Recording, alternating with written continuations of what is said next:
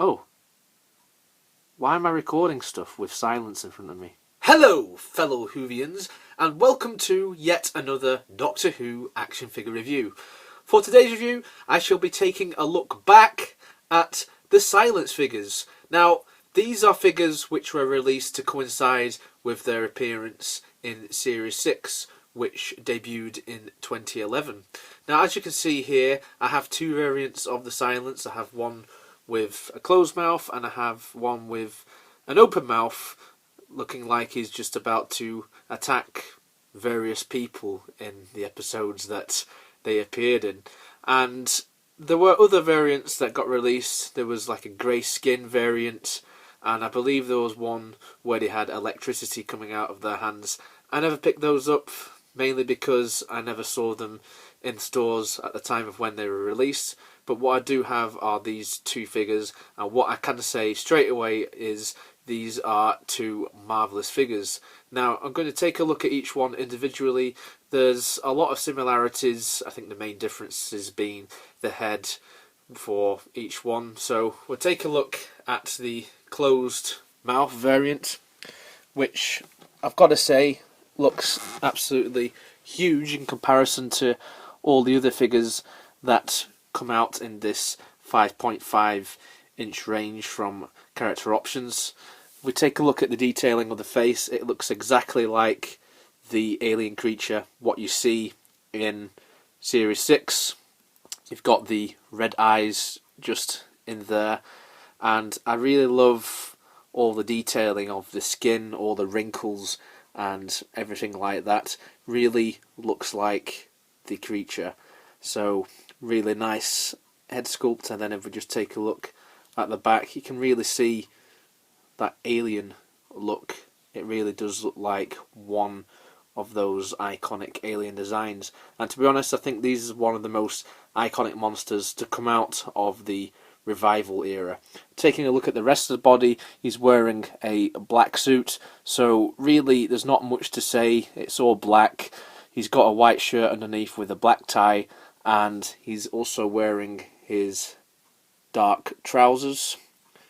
But what I really love about this is you have all the different detailing of the creases and whatnot. So it's not just all plain. I do like the fact that they're all creased, because they do look creased in the episodes. And you know, you have your pockets and things like that. You know, it's what you'd expect with a normal suit on any character that is released as a figure. At the bottom, he's just got his usual shoes as well. Nothing too fancy. There's no laces or anything like that, so they're just normal plain shoes. And then if we just take a look at the hands are absolutely huge. He has 3 fingers and 1 thumb, and you have all the little detailing of the wrinkles and the nice paintwork to match the head. So going off the articulation of these guys, there's a hell of a lot. So the head doesn't do a full 360 turn, and that is mainly just due to the design of this figure. They don't move all the way around, they just move from side to side very, very slightly, but you don't really see that in the episodes that they feature in anyway, so I'm fine with that. The shoulders can do a full 360, and also the ball jointed, so you can move the arms out to the side there. And then going off the biceps, these can do a full 360 rotation, and the elbows can move up and down, and the hands can move 360. Going down to the waist area now, the waist can move around a full 360 degrees, and the legs can move out from side to side, and they can also move backwards and forwards.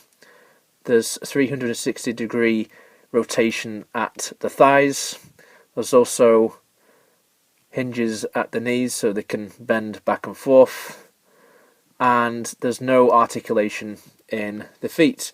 So I think for a figure which was released back in 2011, this guy really does have a lot of potential in terms of posability, and as I said before, I think that the detail is really great. So overall, this makes this a very good figure, especially for all those who are big fans of the Matt Smith era.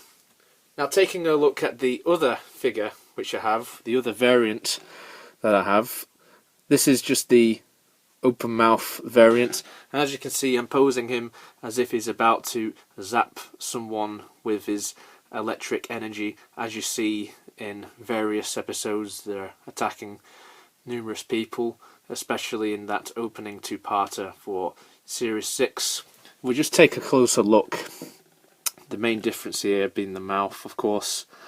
Really like it. I like how, again, you have more of an exaggeration of all the wrinkles that he's opening his mouth, and it really looks disgusting when you really take a closer look at the detail, and you can see sort of like the tongue inside. So yeah, very disgusting, and again, you can't really see it much on camera. It depends on how you shine a light, but you can see the eyes inside are like a reddish yellowish colour. Always liked the way that the eye sockets were detailed, just not on the figures themselves, but on the actual aliens in the show for the costumes. So it's a really good credit to Character Options that they managed to replicate that for these releases of the figures. Overall, these are very nice to look at on the shelf. They are one of the best figures to come out from the Revive series, and I'd say they're one of the last hurrahs of this action figure line while they were still in normal retail stores like your supermarkets in the UK, before they became online exclusives, and nowadays you have them at B&M.